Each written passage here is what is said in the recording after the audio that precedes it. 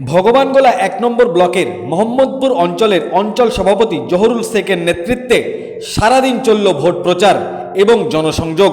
প্রার্থী রিয়াত হোসেন সরকার এবং আবু তাহের খানের সমর্থনে চলল সারা দিন ধরে ভোট প্রচার।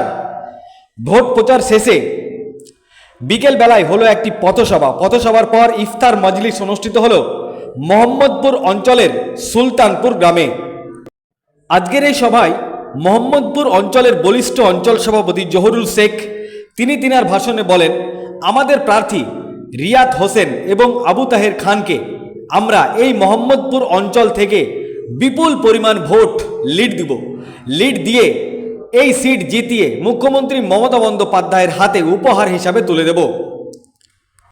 আজকের এই সভায় উপস্থিত ছিলেন ভগবানগোলা বিধানসভার উপনির্বাচনের প্রার্থী রিয়াত হোসেন, তৃণমূল কংগ্রেসের বলিষ্ঠ অঞ্চল সভাপতি জহুরুল শেখ, তৃণমূল কংগ্রেসের শিক্ষা সভাপতি রবিউল ইসলাম, প্রাক্তন সভাপতি আহসানুর রহমান, এছাড়া অনেকেই নেতা কর্মীগণ উপস্থিত ছিলেন। তিনারা সংবাদ মাধ্যমের সামনে কি জানিয়েছেন বিস্তারিত শোনাবো আপনাদের। এই ভিডিওটি যারা দেখছেন চ্যানেলটি লাইক করবেন, শেয়ার করবেন আর সাবস্ক্রাইব করবেন। আই লাভ মাই ইন্ডিয়া, মেরা ভারত মহান। কোমর বেঁধে নেমেছে নির্বাচনী প্রচারে, বিভিন্ন দল করছে, সেই জায়গায় কি বলতে চাইবেন? সারা কতটা পড়ছে পাড়ায় পাড়ায়, দরজায় দরজায় পৌঁছে যাচ্ছেন, আপনি কি বুঝছেন?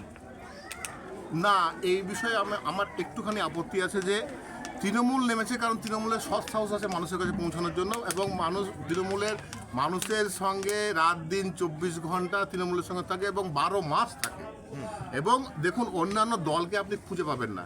এখানে সিপিআইএম কংগ্রেসের যে পরিস্থিতি দেখছেন, এরা জোট করে চিৎকার চেঁচামেচি করছে, কিন্তু এখনো আজও পর্যন্ত এরা কিন্তু প্রার্থী ঘোষণা করতে পারেনি। সেটা আপনাদের কাছে, আপনারা নিশ্চয়ই আপনারা অকিবহাল আছেন, আপনারা জানেন যে এরা কিন্তু এখনো পর্যন্ত একটা ওই ওই কুমিরের বাচ্চা নিয়ে চলে এসেছে, একটা খেলা দেখাচ্ছে ডুগডুগি দিয়ে, সেটা হচ্ছে মোহাম্মদ সেলিম না কি একটা নাম, ঠিক আছে শুনছি এই জায়গাটায়। আপনারা কেউ কোনদিন চোখে দেখেছেন চাচা? দেখেন বাইরে থেকে আসছে নাকি আপনারা ভোট দেবেন?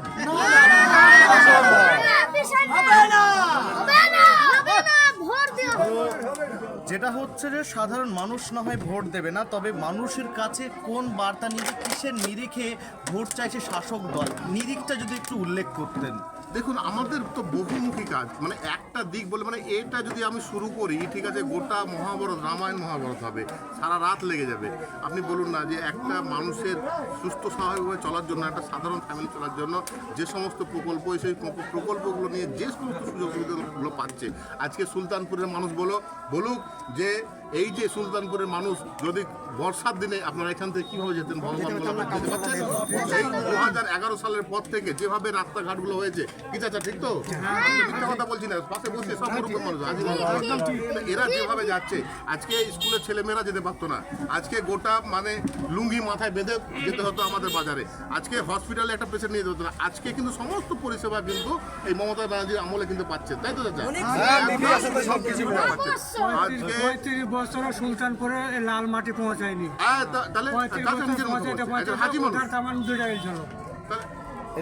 অঞ্চলের কি অবস্থা বর্তমানে?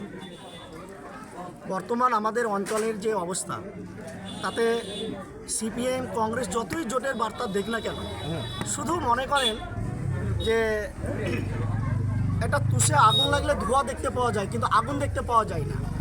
তো সিপিএম কংগ্রেসের অবস্থা ওই ধুক করে ধোঁয়া তুলছে, কিন্তু আলোকিত দেওয়ার মতো কোনো ক্ষমতা নেই। আমাদের তৃণমূল কংগ্রেস আপনার আলোকিত করে দিয়েছে। মমতা ব্যানার্জির যে উন্নয়ন আমাদের বলতে হয় না, এলাকায় গেলে মা বোনেদের যে উৎসাহ, সামাজিক যে প্রকল্প, তাতেই আমাদেরকে এগিয়ে দিচ্ছে মমতা ব্যানার্জির প্রকল্পতে, যে সিপিএম কংগ্রেসের কোনো জায়গা নাই, স্থান নেই, ল্যাম্পপোস্ট হয়ে দাঁড়িয়ে আছে তৃণমূল কংগ্রেস। আমাদের সর্বশক্তি তৃণমূল কংগ্রেস আমাদেরকে দুধে ভাতে আমাদের জননেত্রী মমতা ব্যানার্জি রেখেছে। বলাই যেতে পারে উন্নয়নের নিরিখেই